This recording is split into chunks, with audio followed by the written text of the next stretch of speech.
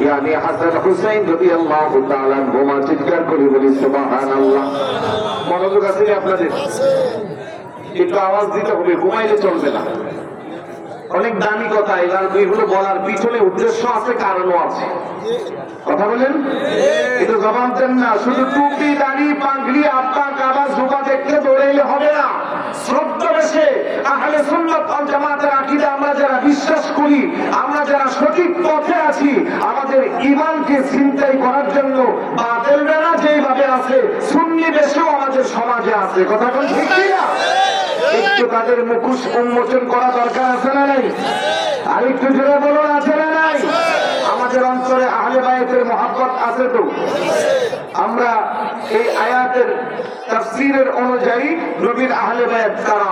নবী বলেন খাতুনে জান্নাত মা ফাতেমা রাদিয়াল্লাহু তাআলা আনহা, শেরে খুদ আলী রাদিয়াল্লাহু তাআলা এবং ওনাদের দুই বেটা, জান্নাতের কোটি কোটি যুবকদের সর্দার ইমাম হাসান ইমাম হুসাইন রাদিয়াল্লাহু তাআলা আনহুমা। এই চারজন আর রাসূল পাক একজন। আরেক বর্ণনায় আছে আল্লাহর নবী একটা চাদর মুবারকের ভিতরে সবাইকে একসাথে নিয়ে দোয়া করেছেন, আল্লাহুম্মা হাউলাই আহলু বাইতি, আল্লাহ ওরাই আমার আহলে বায়াত। সুবহানাল্লাহ না? এই চারজন আর রাসূল পাক একজন, কয়জন হলো? এই পাঁচজনকে একসাথে বলা হয় পাক পাঞ্জাতন। পাক মানে পবিত্র, পাঞ্জা মানে তন, দেহ মানে পবিত্র পাঁচটা দেহ একসাথে কি বলা হয়? পাঞ্জাতন। এখন আমাদের আশেপাশে আমাদের এলাকায় বিশেষ করে ব্রাহ্মণবাড়িয়া সহ সারা বাংলাদেশে পাক পাঞ্জাতনের দোহাই দিয়া নতুন কিছু পীর যারা দাবি করে মানুষকে পাক পাঞ্জাতনের ভুল ব্যাখ্যা দিয়ে ঈমান নষ্ট করতেছে। কথা কোন ঠিক কিনা? উকিলের দরবারের মতো এই দরবারে এসে যদি এই জিনিসটা ক্লিয়ার না করতে পারেন তাহলে বিপদ আছে না নাই? ও ভাই, আমাদের অন্তরে আহলে বায়তের মহব্বত কম না বেশি? আর একটু জোরে বলুন, কম না বেশি? আহলে বায়তের মহব্বত না থাকলে আপনি ঈমানদার দাবি করলে এটা হবে? হবে না। কিন্তু আহলে বায়তের দাবি করে নবীর সাহাবাদেরকে যারা সমালোচনা করবে, নবীর জলিলুল কদর সাহাবী সাইয়্যিদনা আমির মুআবিয়া রাদিয়াল্লাহু তাআলা আনহুর শানে আঘাত করে, সাইয়্যিদনা আবু বকর সিদ্দিক রাদিয়াল্লাহু তাআলা আনহুর শানে আঘাত করে, এইরকম পীরও আমাদের আশেপাশে আছে না নাই? আছে। আওয়াজ দেন, আছে না নাই? ব্রাহ্মণবাড়িয়া আছে না নাই? খবরদার, সাবধান করে দিলাম, নবীর কোন একজন সাহাবীকে ছোট করার অধিকার পৃথিবীতে কাউকে কারো নাই। আল্লাহ নবী বলেন আসহাবী কান নুজুম তাবিআইহিম ইত্তাদাইতুম ইহতাদাইতুম, আমার সাহাবায়ে কেরাম হলো আকাশের উজ্জ্বল নক্ষত্র রাশির মতো, তাদের পথ হেদায়েতের পথ, তাদের পথ আল্লাহ পাওয়ার পথ। সুবহানাল্লাহ। অপর হাদিসে রাসূলুল্লাহ বলেন আকরিমু আসহাবী ফাইন্নাহুম খিয়ারুকুম, তোমরা আমার সাহাবাদেরকে সম্মান দাও, তাজিম করো, তারা অনেক উত্তম। সুবহানাল্লাহ। তাহলে সাহাবায়ে কেরামের ব্যাপারে রাসূলুল্লাহ চমৎকার বর্ণনা দিয়েছেন যে আমার সাহাবারা সমস্ত কিছুর চেয়ে উত্তম, তাদের ব্যাপারে কোন ধরনের বাজে মন্তব্য করা যাবে না, তাদের ব্যাপারে গালমন্দ করা যাবে না, বিশ্রী কথা বলা যাবে না। এখন আপনি পাক পাঞ্জাতনের মহব্বতের দোহাই দিয়া নবীর সাহাবাদের সম্মান আজমতে আঘাত করবেন, আপনি কিসের আবার সঠিক পথের? আপনি 100% শিয়া। আওয়াজ দেন, ঠিক কিনা? আপনি যদি শিয়া আকীদা লালন করেন, আপনি স্পষ্ট বলবেন যে আমি শিয়া, তাহলে আপনার সাথে আমাদের কোনো দূরত্ব নাই, কোন ধরনের কোনো মনোমালিন্যতা থাকবে না। কিন্তু আপনি আহলে সুন্নাত ওয়াল জামাতের ব্যানারে নিজেকে দাবি করে শিয়াইজম সমাজে চালাইয়া সহজ সরল ইমানদারদের ঈমান নষ্ট করবেন, সেই সুযোগ আপনাকে দেওয়া হবে? আরেকটু বলবেন না, দেওয়া যাবে? মাসালু আহলি বাইতি কামাসালু সাফিনাতি নূহ, মানে রাকিবা ফিহা নাজা ওয়া মান তাখাল্লাফা আনহা গরাকা। আল্লাহ নবী বলেন আমার সাহাবায়ে, আমার আহলে বায়াত হলো নূহ আলাইহিস সালাতু ওয়াস সালামের সেই কিস্তির মতো। সেদিন নূহ নবীর কিস্তির মধ্যে যারা আরোহণ করেছিল তারা পরিত্রাণ পেয়েছিল, আর যারা উঠে নাই তারা নদীর মাঝখানে ধ্বংস হয়েছিল। ঠিক একইভাবে আমার উম্মত যারা আছো, যদি তোমাদের ঈমানকে সতেজ রাখতে চাও, তোমরা যদি সঠিকভাবে ঈমান নিয়ে কবরে যেতে চাও, আমার আহলে বাইতের বিরুদ্ধচারণ করিও না, আহলে বাইতকে মহব্বত করিও। তো আমরা নবীর আহলে বাইতকে মহব্বত করি, কিন্তু তাই বলে আমরা নবীর সাহাবাদেরকে অসম্মান করতে পারি না। কিন্তু যারা এখন আহলে বাইতের মহব্বত পাক পাঞ্জাতনের দোহাই, আমি কথাগুলো বলার পিছনে বলে কারণ আছে, আমার কাছে এমন নিউজ আছে, আশেপাশে এমন ক্রিয়া আছে যে পাক পাঞ্জাতনের এক্সাম্পল, পাক পাঞ্জাতনের ব্যাখ্যা মুরিদদেরকে দিচ্ছে, মানে কলিজা, মগজ, তারপরে আপনার কি বলে পেটের ভিতরে আরো থাকে যে সেগুলো ব্যাখ্যা দিয়ে গুড্ডা, হ্যাঁ সুন্দর কথা বলছেন, এই গুড্ডা টুড্ডা দিয়ে বোঝাইতেছে পাক পাঞ্জাতনের এক্সাম্পল। নাউজুবিল্লাহ বলবেন না, আর একটু জোরে বলুন না নাউজুবিল্লাহ।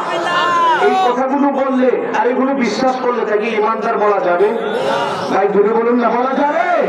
এই জন্য একটু সচেতন করে দিচ্ছি, আমরা নবীর আহলে বাইতকে মহব্বত করি, আমরা নবীর সাহাবাদেরকেও ভালোবাসি। আহলে বাইতের মহব্বতের ব্যাপারে মান সাইদা বাইনার রুকনি ওয়াল মাকাম ফাসাল্লা ওয়াসামা সুম্মা মাতা ওয়া হুয়া মুকিদুন লি আহলি বাইতিহি ফাদাখালান নার। আল্লাহর নবী বলে, কেউ যদি খানে কাবা এবং সেই মাকাম ইব্রাহিমের মধ্যবর্তী স্থানের মধ্যে দাঁড়াইয়া নামাজ পড়ে আর রোজা রাখে, নামাজ পড়তে পড়তে রোজা রাখতে রাখতে যদি সে মারা যায়, তারপরেও যদি তার অন্তরে আহলে বাইতের প্রতি বিদ্বেষ থাকে, আল্লাহর নবী কো তার ঠিকানা হইল জাহান্নাম। বড় করে বলি নাউজুবিল্লাহ। এই জন্য আমরা যারা আহলে সুন্নাত ওয়াল জামাতের আকীদা বিশ্বাস করি, সত্যিকারের ওলি আল্লাহদের পথে মতে আমরা যারা চলি, আমরা নবীর আহলে বাইতকে মহব্বত করি তাদের মতো করে, আর নবীর সাহাবাদেরকে আমরা ভালোবাসি, কারণ নবীর কোনো একটা সাহাবীকে আপনি ছোট করে দেখার কোনো সুযোগ নাই। আজকে যারা নিজেকে শিয়া দাবি করে, সাইয়েদনা আবু বকর সিদ্দিক রাদিয়াল্লাহু তাআলা আনহুকেও তারা ছাড় দেয় না। বড় করে বলি নাউজুবিল্লাহ। অথচ আবু বকর সিদ্দিক রাদিয়াল্লাহু তাআলা আনহুর ব্যাপারে আফদালুল বাশার বাদাল আম্বিয়া, নবীদের পরে পৃথিবীর যিনি শ্রেষ্ঠ মানুষ উনি হলেন সাইয়েদনা আবু বকর সিদ্দিক রাদিয়াল্লাহু তাআলা, যার ভালোবাসা নবীর প্রতি এত বেশি ছিল। আমরা যারা আছি আবু বকর সিদ্দিক রাদিয়াল্লাহু তাআলা এর আমলের ব্যাপারে রাসূলুল্লাহর জবান মুবারকের হাদিস আছে, গোটা পৃথিবীর সমস্ত উম্মতের আমল যদি এক পাল্লায় রাখা হয়, সাইয়েদনা আবু বকর সিদ্দিক রাদিয়াল্লাহু তাআলা এর একটা রাতের আমল যদি আরেক পাল্লায় রাখা হয়, আমার আল্লাহর দরবারে উনার আমলের মর্যাদা অনেক বেশি। কথা ঠিক কিনা? এই আবু বকর সিদ্দিক রাদিয়াল্লাহু তাআলা কে তার গান বন্ধ করে, যারা শিয়া তারা আবু বকর সিদ্দিক রাদিয়াল্লাহু তাআলা এর শানে আঘাত করে। নাউজুবিল্লাহ বলবেন না? নবীর শ্রেষ্ঠ সাহাবী হযরত আবু বকর সিদ্দিক, বলেন নবীর শ্রেষ্ঠ সাহাবী আবু বকর সিদ্দিক, ভালোবেসে শুইল পাশে, ভালোবেসে শুইল পাশে, যায়া দেখো মদিনা, মদিনা, মদিনা, আসে গো মুমিনের ঠিকানা। বলেন মদিনা, মদিনা, আসে গো মুমিনের ঠিকানা। দিদার চেয়ে কাঁদো তোমরা, দিদার চেয়ে নবীর দেওয়ানা, মদিনা, মদিনা, আসে গো মুমিনের ঠিকানা। বলেন মদিনা, মদিনা, আসে গো মুমিনের ঠিকানা। জালালউদ্দিন সুয়ুতি ৭৫ বার দেখল নবীজি। সুবহানাল্লাহ। বলেন জালালউদ্দিন সুয়ুতি ৭৫ বার দেখল নবীজি। এতবার দেখিয়াও নবী, এতবার দেখিয়াও নবী, তৃপ্তি তাহার মিটল না। মদিনা, মদিনা, আসে গো মুমিনের ঠিকানা। বলেন মদিনা, মদিনা, আসে গো মুমিনের ঠিকানা। দিদার চেয়ে কাঁদো তোমরা, দিদার চেয়ে কাঁদো তোমরা, হও না নবীর দেওয়ানা। মদিনা, মদিনা, আসে গো মুমিনের ঠিকানা। আলহামদুলিল্লাহ বলবেন না? সাইয়েদনা আবু বকর সিদ্দিক রাদিয়াল্লাহু তাআলা কত বেশি আমার নবীকে ভালোবাসতো।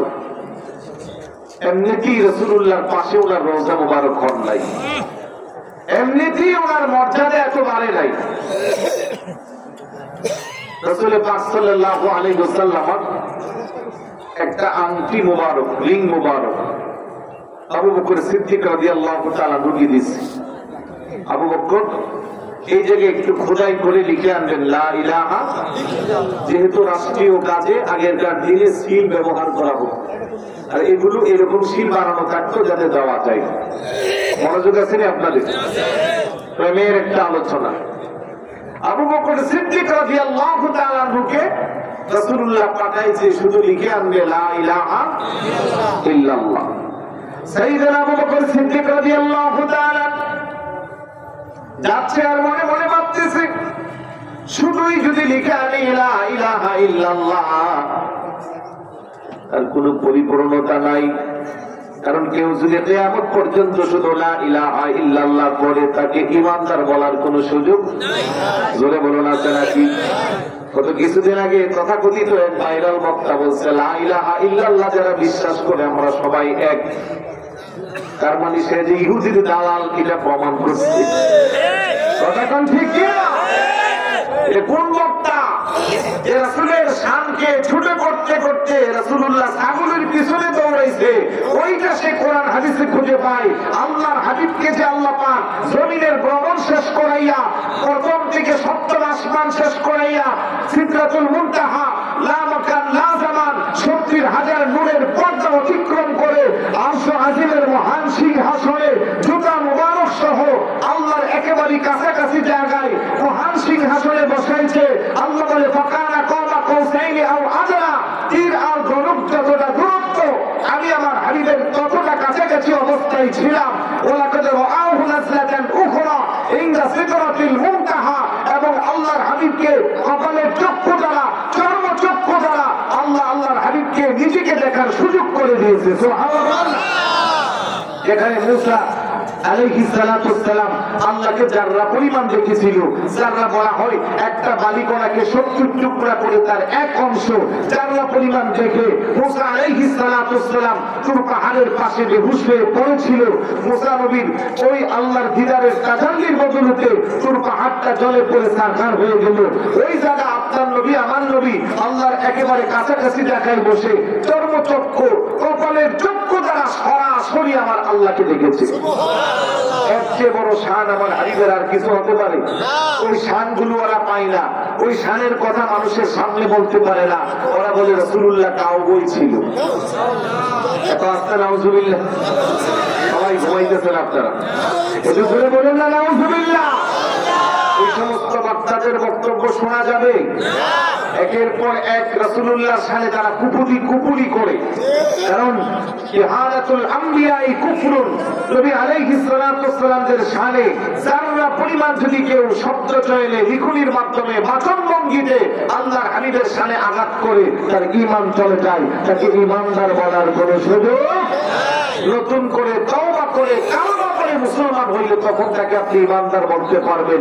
তথাকথিত বক্তারা লাগামহীন ভাবে একটার পর একটা ওলি আল্লাহদের শানে রাসূলুল্লাহর শানে বেয়াদবি করে, আর তথাকথিত বক্তাদের যারা ফ্যান ফলোয়ার আছে তাদের কাছে তাদের বিরুদ্ধে কিছু বলা যায় না। কথা কোন ঠিক না? এই জন্য খবরদার, সাবধান। সাইয়েদনা আবু বকর সিদ্দিক রাদিয়াল্লাহু তাআলা কেমন মর্যাদাশীল ছিল। রাসূলুল্লাহ বলছে শুধু লা ইলাহা ইল্লাল্লাহ লিখে আনবা। আবু বকর সিদ্দিক রাদিয়াল্লাহু তাআলা চিন্তা করছে না, শুধু লা ইলাহা ইল্লাল্লাহ লিখলে হবে না।